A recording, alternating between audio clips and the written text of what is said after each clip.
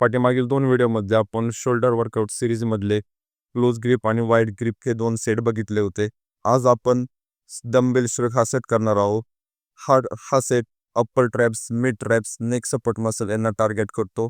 हा सेट करताना दोन्ही हात सरळ ठेवायचे आहेत. पायामधील अंतर आणि खांद्यामधील अंतर सेम ठेवायचे आहेत. पाठ सरळ ठेवायची आणि छाती बाहेर काढायची आहे.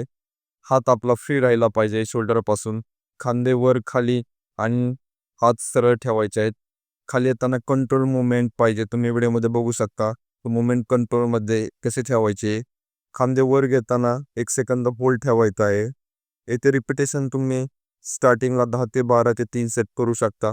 मिस्टेक्स कोणत्या टाळायच्या आहेत याच्यामध्ये खांदे मागे पुढे करणे, जास्त वजन उचलणे आणि फॉर्म बिघडवणे, मान खुले ढकलणे, हा चुका तुम्ही टाळायच्या आहेत. हा सेट पूर्ण बघू शकता. आवडल्यास लाईक करा, शेअर करा, सबस्क्राईब करा. थँक्यू.